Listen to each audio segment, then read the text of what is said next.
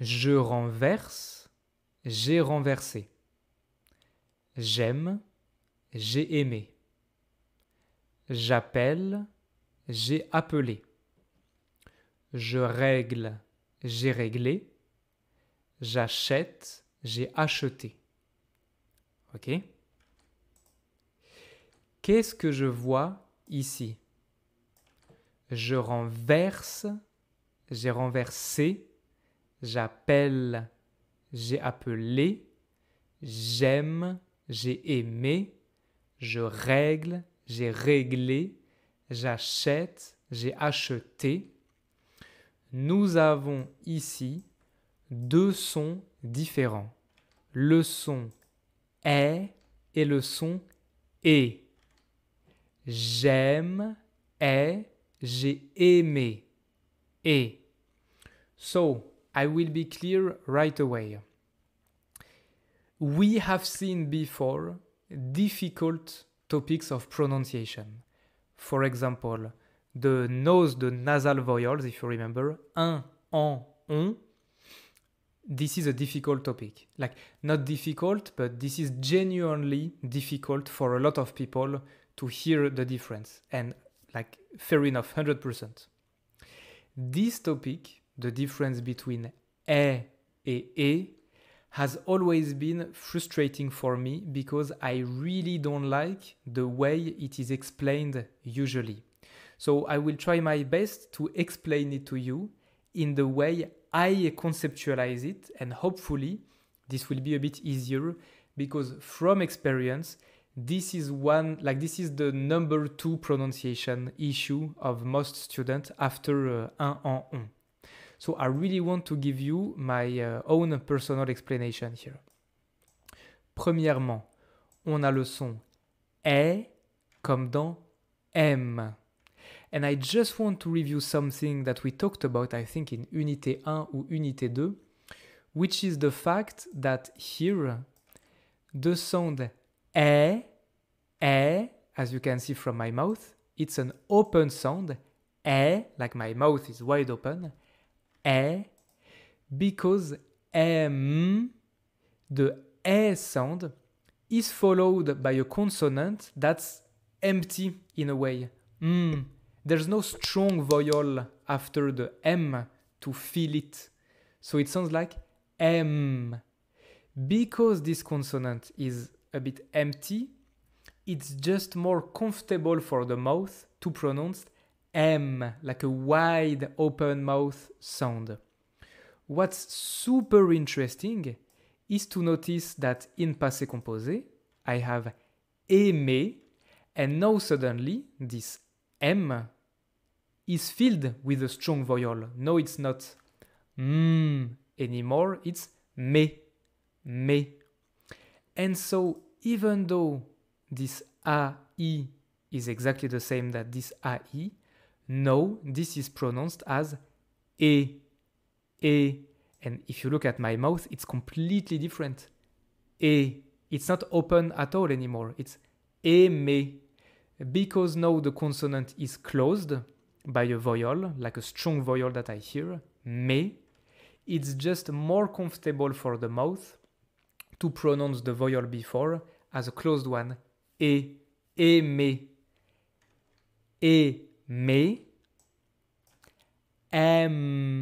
Comme ça. Okay? This is the same, if you remember, this is the same as what we explained before about préférer, je préfère, appeler, je m'appelle, acheter, il achète. We talked about this before, right? Okay. So now, let's go to the explanation. What's very frustrating for me in the way it is usually explained is that usually students get the wrong impression and they think that e and e are two different sounds and that they have to recognize when they hear e or when they hear e. The issue is that it's just not true. E and e is one sound.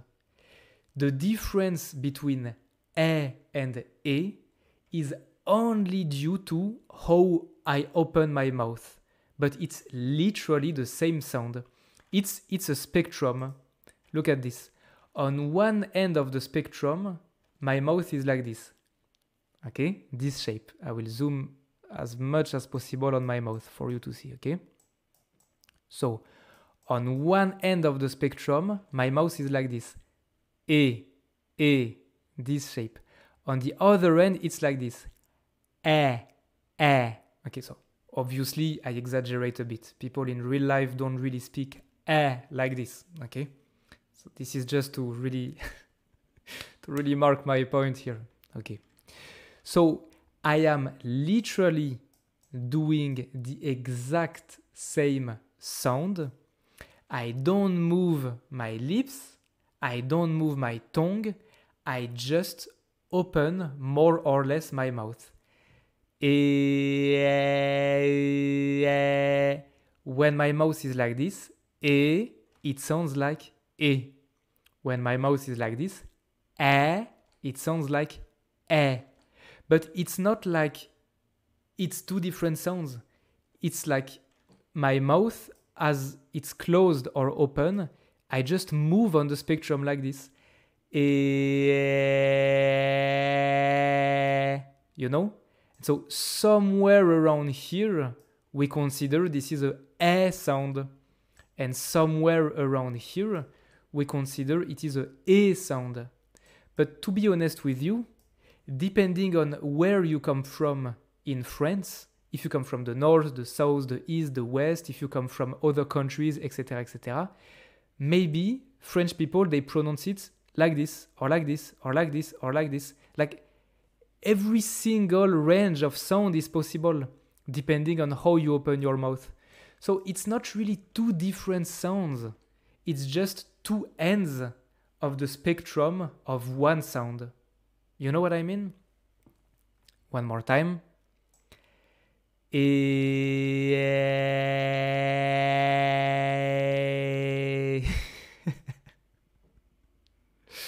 I hope this explanation I hope this explanation helps you.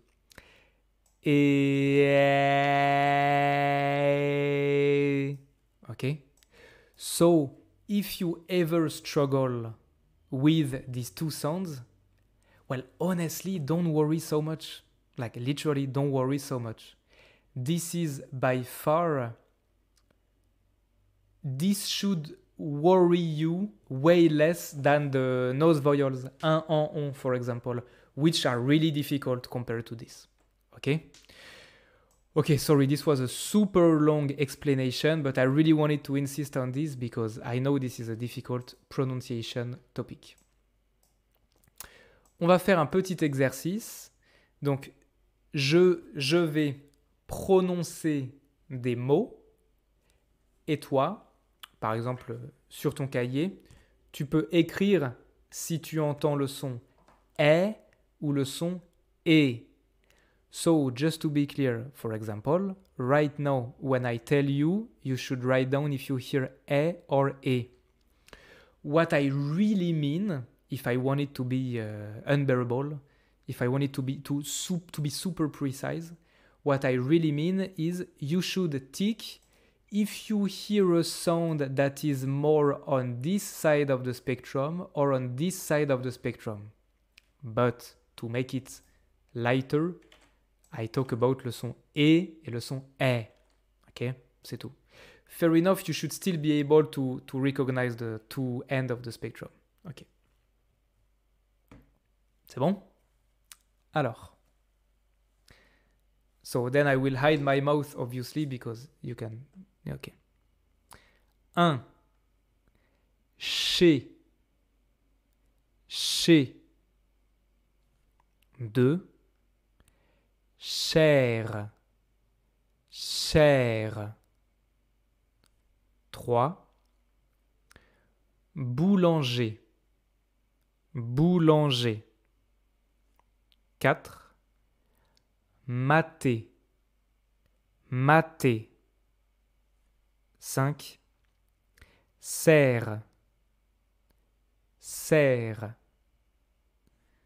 6. Maître, maître. 7. Boulangère, boulangère. Ok, ça va? On regarde. Tu dois avoir quelque chose comme ça. Regarde ma bouche. Chez, chez, cher, cher. Boulanger, boulanger. Maté, maté. Serre, serre. Maître, maître. Boulangère, boulangère. Ok, très bien. On va regarder une vidéo. In the next chapter, we will see another video. And in chapter 3, again another video about all these sounds. So as always, I don't make... C'est quoi après? Ok. As always, I don't make these videos myself. Ok. This is from the super great website Réseau Canopé. They have a lot of free videos. You can even like download them and everything about pronunciation. So as I told you, don't overthink this topic. I just like this video because they are very well made and they give you like a funny perspective on the sound. Okay, but don't overthink it. Allez, on regarde.